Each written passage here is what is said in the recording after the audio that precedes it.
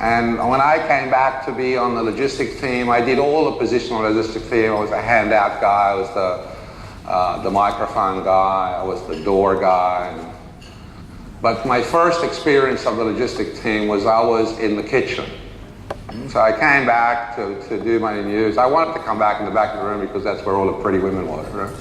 So that was my intention. And then the logistics supervisor says, "Okay, Dominic, we've allocated," and I'm thinking, you know, I'm the big shot, I'm the CEO, I've got the company, I'm the businessman, my head's out here somewhere. Still full of ego and stuff. And she goes, "Okay, I've got a job for you. You're cutting fruit." So back then we didn't do our money news in hotels in Australia. We did our money news in regular rooms. We provided everything ourselves. All the food was provided by us and all this, right? So there were many, many more jobs to do. And one of the jobs was to cut fruit. Just like you've got fruit outside right now. You know how that fruit looks amazing? Somebody has to cut that, huh?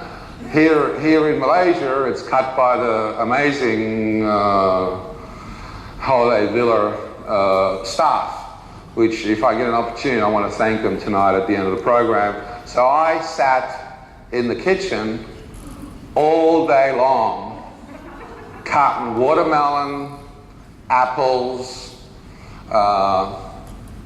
and I was getting frustrated with this girl on the logistics supervisor because, you know, I wanted to review the program. I wanted to be in here, in the back, not in the kitchen. And then I got, you know, very clear that it was I had to get off my own stuff.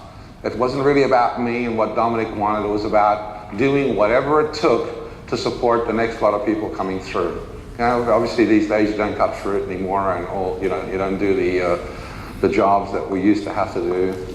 But there's many other things that need to be done, and it's a very, very humbling experience to come back on the logistics team and just do whatever it takes to do that. All it takes, it's a significant commitment, no doubt about it. You know, you start training very early on Thursday morning. They set up the room. The logistics team is here way before the participants every morning and is here way after the participants every night. They tend to have very, very little sleep and all that kind of stuff. But you see them at the end of tonight and they're pumped from the feeling of having been able to add value to so many others. Okay? So that's the two things that you can do, receiving or logistics.